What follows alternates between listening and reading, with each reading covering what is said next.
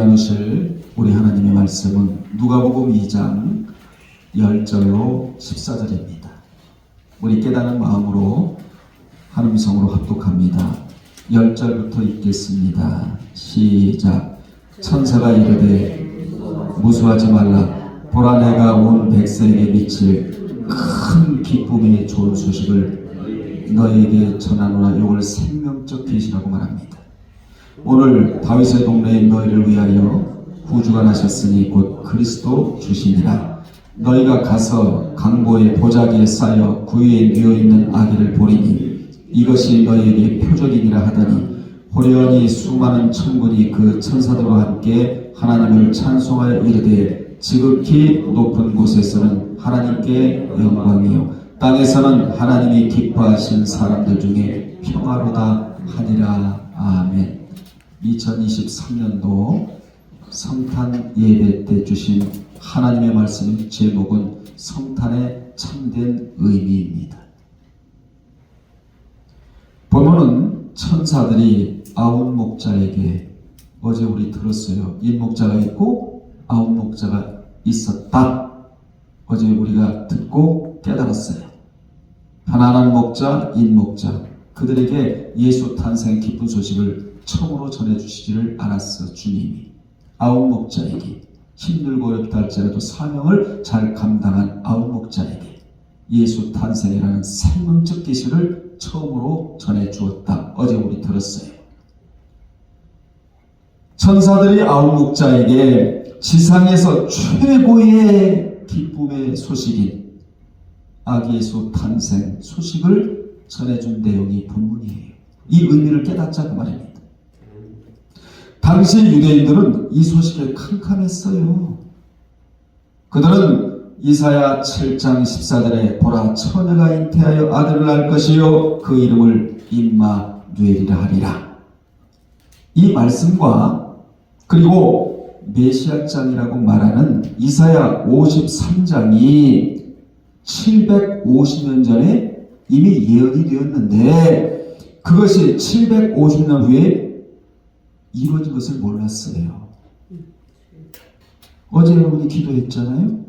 오늘 응답된 것을 모르고 살아요. 우리는.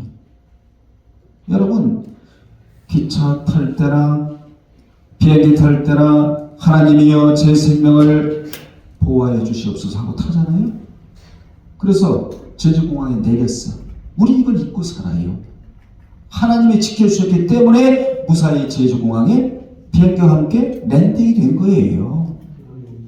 이걸 몰랐단 말이에요. 750년 전에 이미 예언이 되어 있었단 말이에요. 이 예언이 750년 후에 이루어진 거예요. 이걸 몰랐다는 것입니다. 뿐만 아니라 미가서 5장 2절의 말씀을 알고 있었으면서도 그들은 영적인 메시아는 아랑곳하지 않고 육적인 메시아가 와서 자신들의 나라를 노마 속국으로부터 구원해줄 왕을 기다리고 있었다 이 말이에요. 진짜가 오셨는데 이들은 가짜를 기다리고 있었다 그 말이지. 그래서 그들은 그리스도의 탄생에 대하여 온갖 상상을 했을 거예요. 어쩌면 그들은 하늘에서 장엄한 음악을 울리며 매우 신비스러운 모습으로 태어나실 것이라고 상상했을지도 모릅니다. 충분히 유추가 가능하잖아요. 그러나 예수님께서는 이런 모든 인간의 허무한 상상을 완전히 깨시고 베들레헴 작은 땅에서 그것도 너무나 조용하고 털 깎는 자 앞에서 잠잠했던 양처럼 이사야 53장에 그대로 시시각각으로 재현이 되고 있는 거예요. 말씀은 하나도 빗나감이 없습니다. 그대로 이루어집니다. 베들레헴 작은 땅에서 너무나 조용하고 초라하게 태어나셨어요. 그러니까 자기 백성인 유다 백성들이 그분을 영접하지 않습니다. 화려하게 막 빰빠리 울리고 막 신비스럽게 그분이 태어나실 줄도 알았는데 이렇게 태어나니까 누가 믿겠습니까?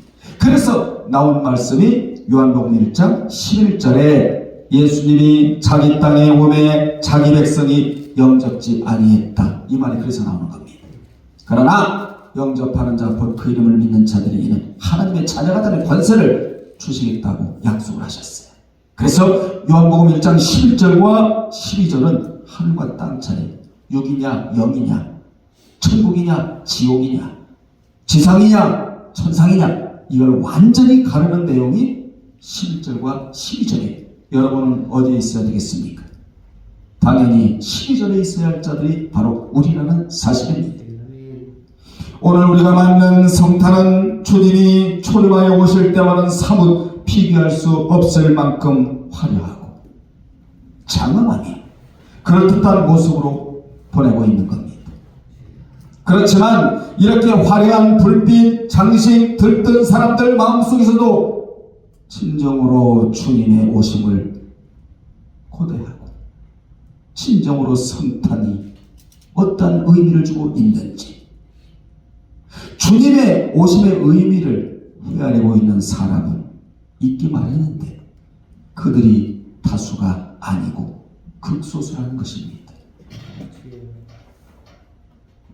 이 말씀이 신명기 28장 62절에 보면 너희가 하늘의 별같이 많을지라도 내 하나님 여호와의 말씀을 청종하지 아니하므로 남는 자가 얼마 되지 못할 것이라고 분명히 우리에게 경고의 메시지로 교훈해주고 있는 겁니다. 뿐만 아니라 누가복음 18장 8절에 보면 인자가 올 때 세상에서 믿음을 보겠느냐? 여러분 속에 믿음이 있나요? 정말 있습니까? 확증하라야. 믿음이 있는가 없는가를 확증하라. 오늘 내가 죽어도 천국 갈 수 있는 믿음이 있는가 확증하라야. 어떤 장로가 있었습니다. 이분이 임종을 앞두고 목사님이 가셔서 신방을 가셨는데, 장로님 지금 이 시간 이후부터 천국 갈 줄로 믿습니까? 그랬더니 이 장로님이 한 말이, 나는 천국을 압니다. 장로님, 천국 모르는 사람이 어디 있습니까? 불신자도 압니다. 오늘 이 시간에 숨이 멎어도 우리 주 예수 그리스도께서 천국으로 인도해 줄 것을 믿습니까? 두 번째 물음입니다. 나는 천국을 압니다. 심각함을 알고 목사님이 마지막에 세 번째, 장로님 지금 시간이 없습니다. 곧 가셔야 됩니다. 주님이요 장로님을 천국으로 인도하실 것을 믿습니까? 믿음으로 고백하세요. 장로님, 나 천국을 합니다. 그러고 나서 세 마디를 남기고 그는 떠났습니다.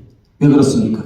그는 평생 농장을 하면서 배를 따고 사과를 따서 일본으로 수출하는 이 업을 했는데 그의 머릿속에는 예수 그리스도는 온데간 게 없고 천국관이 이미 사라져버리고 배에 세팅이 돼가지고 마지막에 예수 그리스도께서 나를 천국으로 인도하신다라는 신앙 고백적인 고백을 하지 아니하고 평생 동안 배에 파묻혀 살다 보니까 배 하고 그는 생을 마감하고 말았습니다.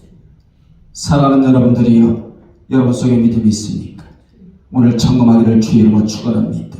인자가 올 때 세상에서 믿음을 보겠느냐? 주님이 말씀을 하셨습니다. 그리고 누가복음 12장 42절에는 적은 무리여 무서워 말라. 너희 아버지께서 큰 나라를 너에게 주시기를 기뻐하시느니라. 무슨 무리여? 적은 무리여.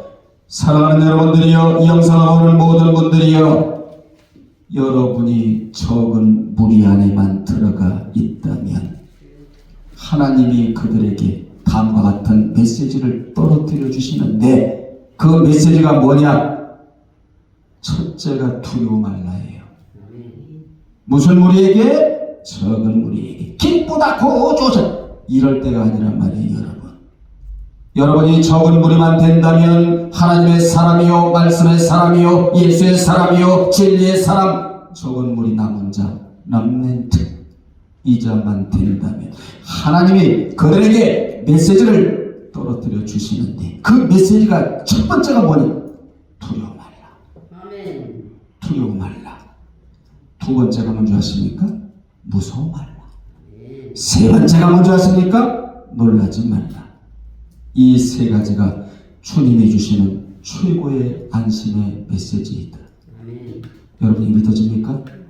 무서워 말라, 놀라지 말라, 두려워하지 말라. 이게 믿어져야 되는 거예요. 아멘. 이거 안 믿어지면 예수 믿는 거 아니에요. 환경에 늘 묻혀서 짐에 눌려서 살아갈 수밖에 없다. 이게 믿어져야 되는 거예요. 이 세 가지를 이름하여 안심의 메시지라고 한다. 오늘 제가 여러분들에게 영상을 보는 모든 분들에게 이 메시지를 지금 전달해주고 있는 것입니다. 이런 지식을 모른 채 아무리 성탄절을 장식으로 꾸미고 호화로운 분위기를 만들어도 거기에 예수가 빠져나가 버리면 그 성탄은 아무 의미가 없다는 겁니다. 주님이 계시기에 내가 있는 거예요. 아멘. 내가 있어서 주님이 계신 게 아니에요. 주님이 계시기 때문에 여러분은 주님 곁에 앉아있는 것 뿐이야. 이걸 임마누엘이라고 한다. 아멘. 여러분 처해 있는 사정 모르실까요? 실정 모르실까요? 처지 모르실까요? 다 아세요. 아세요. 아세요. 아멘. 그분은 모르시는 게 없어요. 모든 것을 알고 계신다. 전지. 저는 모든 것을 해결하고도 남음이 있다. 전능. 아멘. 그래서 유대인들은 여호와를 찾을 때는 그냥 찾는 게 아니라 그분이 나의 모든 환경과 문제의 총결자가 되신다고 믿을 때 여호와를 찾는 거예요. 아멘. 나의 힘으로 할 수 없고 여러분의 힘으로 할 수 없는 게 굉장히 많습니다. 우리가 지금까지 살아보지만 여러분이 할 수 있는 일들이 얼마나 되든가요. 여러분 스스로 여러분의 능력으로 지혜로 여러분의 기지로 이 문제 하나하나를 해결할 수 있는 문제가 얼마나 있든가요. 그때마다 주님이 개입하셔서 하나하나 풀어주시는 은혜를 우리가 맛보고 체험하고 여기까지 살아가고 있잖아요. 사도행전의 특징이 뭔 줄 아세요? 인간의 힘으로는 도저히 안 되는 상황에 성령님께서 개입하시면 이 문제가 풀어진다는 교훈을 우리에게 주고 있는 거 아니겠습니까? 그리스도가 빠져나가 버리면 아무런 의미가 없는 거예요. 이 성탄에 대해서는. 그러므로 오늘 이 시간 예수님의 탄생을 기억하면서 마음만 들뜬 껍데기뿐인 성탄이 아니라 주님의 오심의 참된 의미를 되새기는 거룩하고 복된 시간들이 되시기를 바랍니다. 아멘. 오늘은 우리 가운데 오신 예수님의 나심을 통해 우리가 이 성탄에 가져가야 할 이 성탄에 가져야 할 참된 의미를 되새겨보면서 은혜를 나누기를 원하는데, 첫째, 초라하지만 겸손한 탄생이었다는 것입니다. 당시 로마의 황제였던 가이사 아구스도 즉 옥타비아누스는 로마 제국의 효과적인 세금 징수를 위해 대대적인 호적 조사를 명령하였어요. 어제 이미 들었어요. 우리는 오늘은 더 자세하게 구체적으로 설명을 드릴 것인데, 이것은 유대 땅에서는 처음으로 시행된 조사였고, 물론 두 번 조사가 실시가 됐지만, 시행이 됐지만 그들은 명백한 로마의 식민지임을 확인하는 명령이기도 했거든요. 그 당시 유다가 로마의 속국이었으니까 주권이 없었어요. 이러한 호적조사 명령은 예수님의 탄생의 시작을 알리는 것이었다, 그 말입니다. 왜냐하면 이 모든 역사적 사건이 하나님의 말씀을 이루시기 위한 놀라운 섭리 안에 있었기 때문이라는 것입니다. 어제 제가 말씀드렸어요. 최고의 신앙은 섭리신앙, 두 번째는 그리 아니하실지라도, 세 번째는 오로지 신앙이라고 했어요. 이런 신앙을 견지하기를 바랍니다. 아멘. 여러분, 이 호적 조사 명령, 그것은 예수님의 탄생이 얼마나 힘든 탄생이 될지 말해주는 사건이기도 했다, 그 말입니다. 여러분 생각해 보십시오. 만삭이 된 마리아가 140km예요. 이 140km의 길을 걸어야만 했다. 그 안에 누가 계셨다고요? 성령님. 우리 같으면요, 입만 열면 다 응답이 되고, 손만 뻗으면 기적이 일어나고, 돈도 몇 주 가지고 있어야 되고, 아마 그렇게 여러분이 기대했을지도 몰라요. 왜냐? 예수를 믿으니까. 그런데 그 안에 성령님이 계셨음에도 불구하고 140km를 걸어가고 있는 거예요. 그걸 도착을 하고 있는 거예요. 그런데 중요한 것은 그 140km를 갈 때 택시 타고 갔나요? 조랑말 타고 갔나요? KTX로 갔나요? 아시아 항공으로 갔나요? 걸어서 갔는데 모두 보호를 받았다는 게 중요한 겁니다. 왜 그렇습니까? 성령의 인도받아 가는 발걸음이었기 때문이다. 여러분의 발걸음 점검하십시오. 성령의 인도받아 가는 발걸음인지, 사탄이 끄는 발걸음인지. 점검표가 굉장히 오늘 본문에서도 많이 나오는데 견딜 수 없는 여정이었어요. 그러나 더 큰 문제는 막상 베들레헴에 도착해보니 마리아가 잉태한 아이를 낳게 되었는데 머물 여관조차 없었답니다. 이제부터 잘 들으세요. 그래서 6절에 보면 마리아는 예수님을 강보에 싸서, 큰 보자기거든요.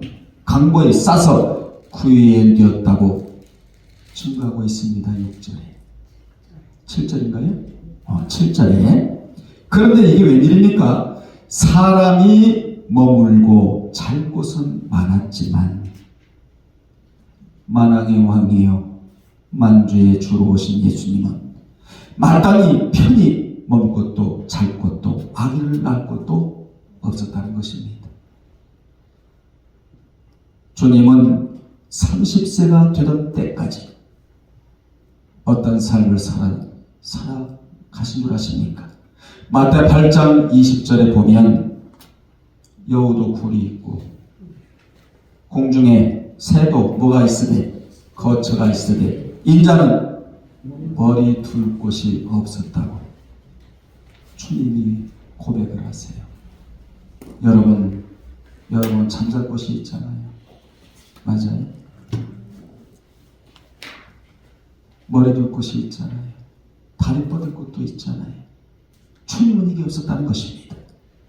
그러면 주님이 왜 이렇게 사셨는가? 그분이 능력이 없어서 그렇게 사셨는가? 하나님이라니까?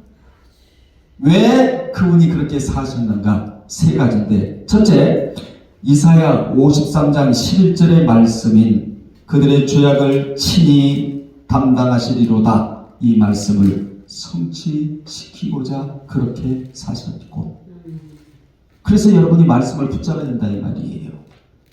왜냐? 성취될 날이 오니까.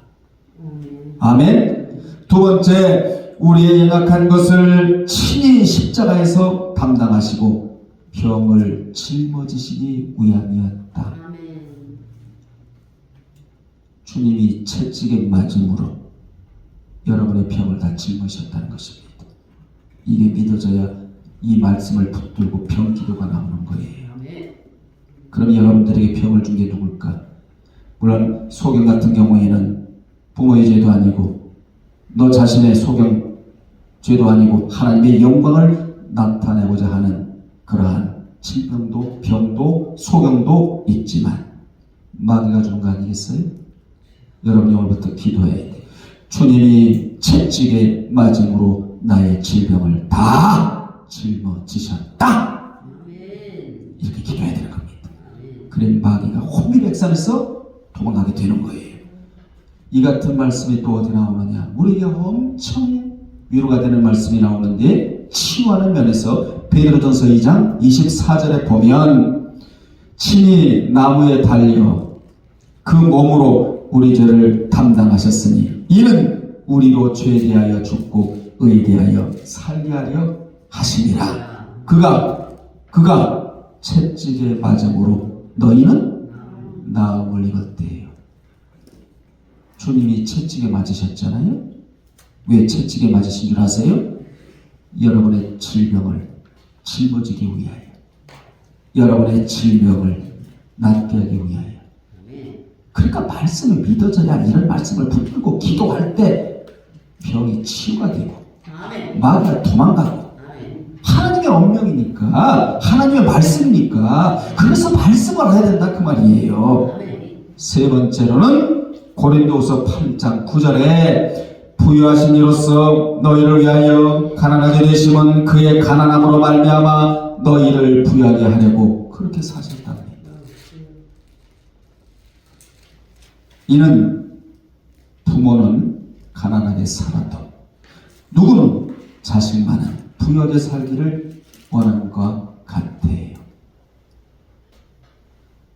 그분은 전부 우리를 위한 삶을 사시다가 가셨다. 아멘. 그래서 그분은 그런 삶을 살아보셨기 때문에 자신과 같은 삶을 살았던 아홉 목자들에게 천사를 통하여 하늘에는 영광, 솔리데오 글로리아, 오직 하나님께는 영광이요 땅에는 평화라는 이 메시지를 전해주게 된 것입니다. 여러분 평강하십시오. 하나님께 영광을 올려드리는 자는 땅으로 평강이 내려오게 되어 있는 겁니다. 여러분의 마음에 평강만 자리 잡고 있다면 오대복을 받은 자입니다. 아멘. 마귀는 여러분의 마음을 뒤흔들어 놓습니다. 그러면 불안감이 밀려옵니다. 이 불안이 초조로 바뀝니다. 초조가 올 때는 앞이 보이질 않아요. 앞이 보이지 않으면 미래가 닫히게 되는 겁니다. 주님이 말씀하십니다. 두려워하지 말라, 놀라지 말라, 무서워하지 말라. 그대로 받아들이면 그것이 내 것이 되고 그것이 평강을 만들어내게 되는 것입니다. 그러면 하늘에는 영광, 땅에는 평화, 이 메시지를 전해주신 의도가 뭐냐? 우리가 분위기를 즐기자고 전해주셨는가? 아니에요. 하나님께 영광이 돌아가야 된다는 말씀입니다. 영광 올려드릴 게 얼마나 많습니까? 오늘까지 살아오고 있는 것만도 하나님께 영광을 올려드려야 할 품목이 아닌가요? 내가 즐거워하기 전에 예수를 보내신 하나님께 영광을 돌리는 날이 오늘이 되어야 한다는 거예요. 이래서 우리가 성탄 예배를 드리고 있는 겁니다. 여러분, 예수님께서 구유에 나셨다는 것은 무엇을 위한 줄 아십니까? 그분은 가장 겸손하고 낮은 모습으로 세상에 오셨음을 말해주고 있는 겁니다. 이것은 예수님께서 친히 가난한 자나 병든 자나 낮은 자나 천한 자나 죄인까지도 상대해 주시고 구원할 구주가 되시겠다는 것을 구유를 통해서 우리에게 보여주신 거예요. 구유 아시죠? 영을통. 우리는 오늘 말구이에 누우신 예수님 모습을 기억하며 그 겸손함을 배우는 시간이 되어야 한다는 거예요. 이 예수님을 강하게 만난 사람들은 그분 앞에서 자기의 교만과 자랑과 이것이 사라져버려요. 겸손히 낮아질 모습으로 변화되어 가는 겁니다. 인간은 주님을 만나지 않고는 변화되기 힘듭니다. 여러분이 변화가 되지 않았다면 아직도 주님을 미진하게 만났다는 증거입니다. 주님을 뜨겁게 만난 사람들은 변화가 되어 있습니다. 변화가 되게 되어 있습니다. 아멘. 주님을 만난 자는 그 겸손하심 앞에 머리가 숙연해지지 않을 수가 없는 겁니다. 우리가 예수를 만난 사람이라면 반드시 우리의 교만과 헛된 망상도 사라져야 할 것입니다. 오늘 우리는 예수님의 탄생을 기억하며 다시 한번 교만을 버리고 겸손을 다짐해야 될 줄로 믿습니다. 더 낮아지고 섬김의 자세를 가져야 할 것입니다.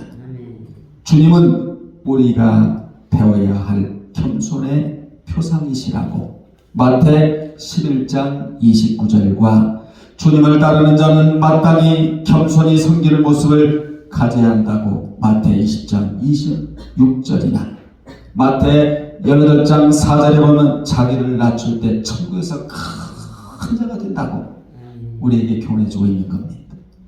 두 번째, 거절당한 탄생이었다. 6절에 보십시오. 6절에 보면 예수님께서 구유에 누셨던 이유는 바로 여관에 있을 곳이 없었기 때문이었습니다. 누가가 역사적 사실에 근거하여 예수님의 탄생 소식을 기록한 이유가 뭐냐? 하나님께서 역사의 주관자가 되시고 당시 세계를 호령하는 로마의 황제조차도 하나님께서 주관하심을 보여주려는 의도였다 그 말이에요. 하나님은 때로는 악인도 쓰세요. 왜요? 의인을 깨우쳐야 하니까. 그래서 누가는 아우구스투스 황제가 자신의 힘을 과시하고 지배자가 속국에 세금을 바치도록 천하로 호적하라 명령하였지만 이것은 전적인 하나님의 구원 역사임을 전하고자 했다. 7절인가요? 네, 계속 7절이죠. 당시 요셉도 다윗 자손에 속하였기 때문에 다윗의 동네인 어디로? 베들레헴으로 호적을 하러 가게 된 거예요. 이 발걸음을 누가 인도하셨다고요? 성령께. 겉으로 보면 누가 명령을 내린 것 같고 아우구스도 황제가, 안으로는 하나님의 섭리대로 움직였다 이 말이에요. 여인이 해산을 앞두고는 어디도 가지 않는 것이 사회적인 통념이에요. 여러분, 만삭되면 어디 자연스럽게 돌아다니던가요? 준비를 해.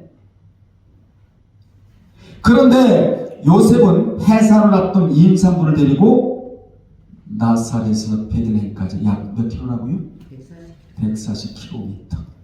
이 엄청난 길을 걸어서 호적하러 올라갑니다. 여러분, 교훈 덩어리가 이루 말할 수가 없어요. 인스피레이션, 이 영감이 말할 수도 없이 우리에게 교훈해주고 있는 내용이 본문이에요. 상상의 폭을 넓히는. 중간에 아기를 낳을 수도 있어요. 그죠? 그래야 그래요. 그런데 베들레헴에서 낳아야 된다는 말씀이 그대로 이루어집니다. 만삭된 상태에서 힘들고 어려우니까 중간에 길에서 낳을 수도 있었어요. 그런데 성경은 어디 가서 낳아야 된다는 거지? 베들레헴에 갔어. 그래서 베들레헴까지 가게 된 겁니다. 이것은 생명을 건 위험한 일임에도 불구하고 두 사람이 그 길을 갈 때는 단순히 호적 때문만은 아니었다. 항상 성경은 두 가지, 세 가지 의미를 우리에게 주고 있거든요. 이유는 5절에 봐요. 5절에 약혼이라는 단어가 있다 이 말입니다. 약혼, 정원, 약혼. 유대사회에서 약혼은 법적으로는 부부관계가 성립되나 아직 둘은 성적 관계를 갖지 않은 상태였어요. 맞습니까? 이때 임신사실이 알려지면 그 여인은 간음죄가 성립되어 그냥 죽어야 되는 거예요. 돌이 맞았어. 부정하다고. 더구나 지금 요셉의 아이가 아닌 다른 사람으로 인해 임신된 사실이 알려진다면 동네 사람들이 가만두지를 않아요. 그렇기 때문에 요셉과 마리아는 메시아를 잉태했음에도 불구하고 이것을 숨기고 아기 예수를 살리기 위해서는 나사렛을 피하여 어디로 올라가야 돼요? 베들레헴으로 목숨을 건 여행이었다. 이거 가볍게 받아들이면 안 돼요. 여기서 좋은 교훈을 우리에게 던져주고 있습니다. 사랑하는 여러분들이요, 이들은 예수만 살릴 수 있다면 자신의 목숨도 잃어도 아깝지 않다는 겁니다. 아멘. 이게 기독교입니다. 주님만 드러날 수만 있다면 주여. 여러분 고생할 수 있어요, 없어요? 있습니다. 사도 바울은 화인글래스, 나는 주님을 밝히 드러내는 확대경이 되어야겠다. 그래서 감옥에 들어가서도 주님을 드러내는 확대경이 됐고요. 복음의 진보 역할을 감당했던 자가 바울이었습니다. 주님만 드러낼 수만 있다면 바울은 매맞아도 할렐루야, 굶어도 할렐루야, 광야에서 유리 방황해도 할렐루야, 거지같이 옷을 입어도 할렐루야, 주님만 드러내는 확대경만 될 수만 있다면 나는 초과에 있어도 할렐루야, 세상에 자기의 집을 내주고 전세로 주님을 주유로 모시겠다라는 것이 갈라디아서 나오잖아요. 아멘.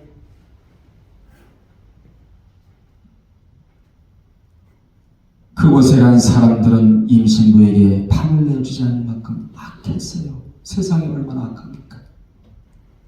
얼마나 악합니까 지금 세상이? 호적을 위해 먼 길을 온 사람들은 머물 처소를 찾아 적당한 방을 하나씩 차지하고 쉬고 있었다고. 그런데 주님은요, 세상에 방 하나가 없어갖고 부들부들 떨고 있는 상태예요. 왜냐? 밤은 춥거든요. 낮에는 덥고. 이때 시간을 여러분이 아셔야 돼요. 마리아는 임신한 몸을 끌고 140km를 걸어서 오다 보니까 이 베들레헴에 도착한 시간이 늦은 시간이었어요. 물론 시간도 늦은 시간이었지만 누구 하나 방을 내주는 자가 없었다는 겁니다. 여러분만 살기 힘듭니까? 주님은요, 우리 때문에 더 힘들어요. 왜 그런 줄 아세요? 주님께 소망을 보여주고 기쁨을 드리고 주님밖에 없습니다. 주님을 신뢰합니다. 주님과 동행하겠습니다. 주님을 따르겠습니다. 주님께 기쁨을 드리는 자는 힘이 적고 전부 다 주님께 요구하는 자는 많기 때문에 주님이 힘들어요. 여러분은 몇 사람은 상대해도 되잖아요? 주님은 전 세계 사람을 상대하다 보니까 그분은 힘들어요. 여러분들이요, 오늘 우리가 성탄절을 맞이하여 주님께 기쁨을 드립시다.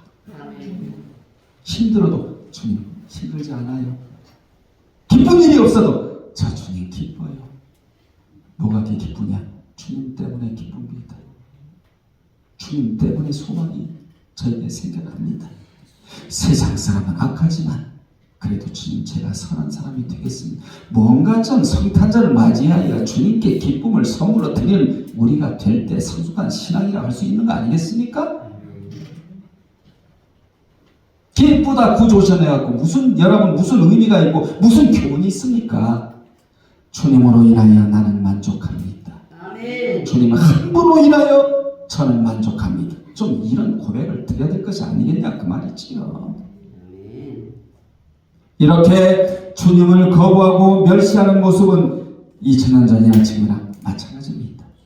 많은 사람들이 일상적인 이유로 주님을 거절하고 잊어버린 채 살아가고 있습니다. 여러분은 예수님을 모셔드릴 수 있는 공간을 확보해놓고 살아야 해요.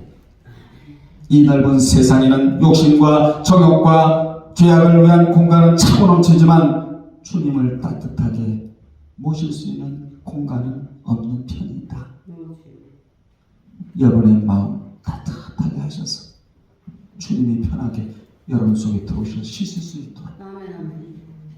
그래서 주님은 나사로의 집에 그렇게 자주 다니셨던 겁니다. 그 집 가면은 평안한 거야.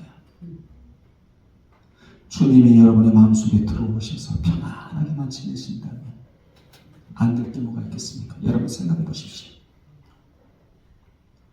거룩한 성탄을 맞이하는 이날도 인간을 위한 파티는 있고 정욕과 탐욕을 채우기 위한 몸짓은 있지만 아기 예수님을 영접하고 그분께 고개 숙여 경배하는 바른 신앙을 찾아보기에 얼마나 지금 힘든 시대를 우리가 살고 있습니까?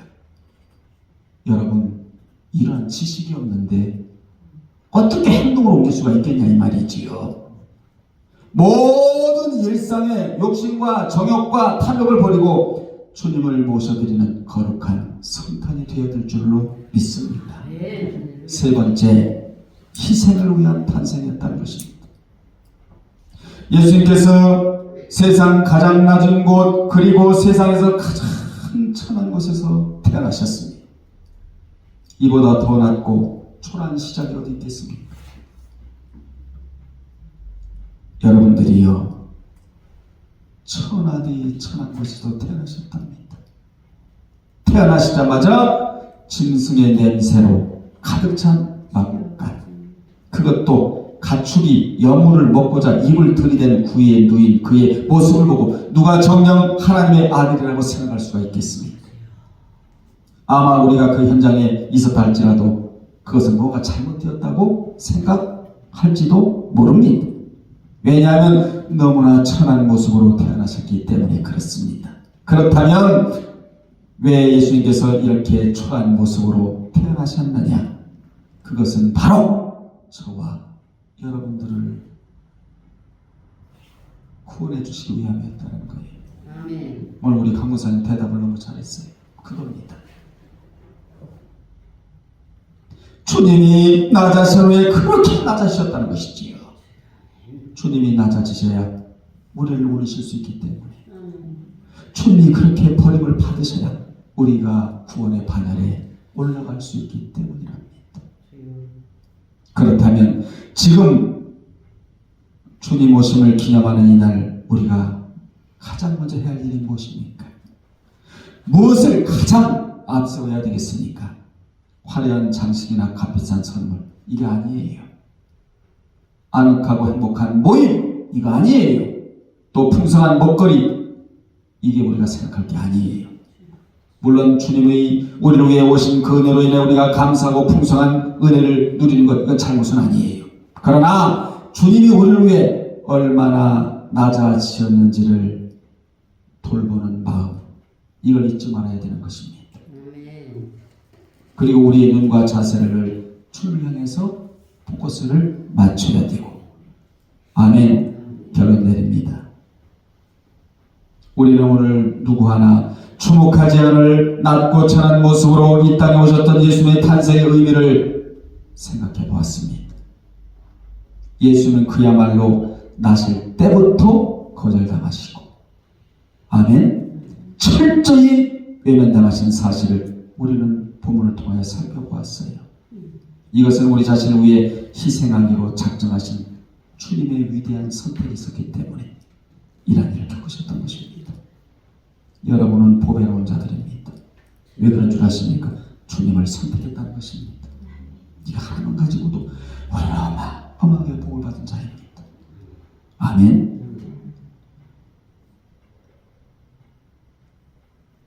하나님이신 예수님께서 모든 인류를 위해 스스로 선택하신 삶이었다. 오늘 이러한 주님의 모습을 기억하면서 우리도 주님처럼 겸손하고, 겸손은 영적인 능력이 흘러가는 거예요. 겸손하고, 때로는 주님처럼 거절을 당해도 상처받지 말고, 아멘, 절대로 상처받지 마십시오.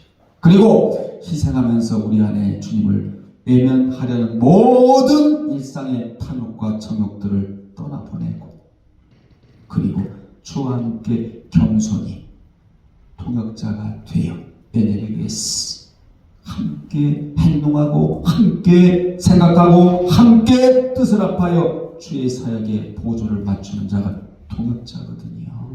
이렇게 나간다면 여러분 하나님 안에서 하나님의 생명의 진리의 메시지의 비밀을 깨닫는 자가 될 것이고, 그리고 수준이 다른 자가 될 겁니다. 수준이 달라지거든요. 완전한 자가 될 거예요. 오늘 성탄의 참된 의미를 우리가 다시금 살펴보면서, 누가 마리아와 요셉은 주님을 잉태했기 때문에 주님만 살릴 수 있다면 자신들은 길에서 죽어도 무방하다는 정신을 가지고 140km를 나사렛에서 베들레헴까지 올라갔던 그 모습, 여러분들이요, 요셉이 죽었습니까? 마리아가 죽었습니까? 성경에 보십시오. 오늘까지 요셉은 위대한 사람으로, 마리아는 예수님을 탄생시킨 위대한 사람으로 우리에게 귀감이 되고 있잖아요. 주님을 드높이십시오. 주님 때문에 여러분이 있는 겁니다. 주님 때문에 여러분의 환경이 조성되어 있는 겁니다. 주님을 버리면 끝납니다. 주님을 붙잡으십시오. 그러면 반드시 주님 안에 놀라운 은총이 여러분 삶에 깊이 파고들 줄로 믿습니다. 기도하겠습니다. 하나님 아버지, 2023년 성탄 예배를 드리면서 성탄의 참된 의미를 살펴보았습니다. 사랑하는 성도들 삶과 가정과 환경과 앞으로의 모든 계획들이 주 앞에 있사오니 내년 한 해 동안에는 주님과 동행하고 끝까지 승리하는 복된 자들이 되게 도와 주옵소서. 예수님의 이름으로 기도드리옵나이다. 아멘.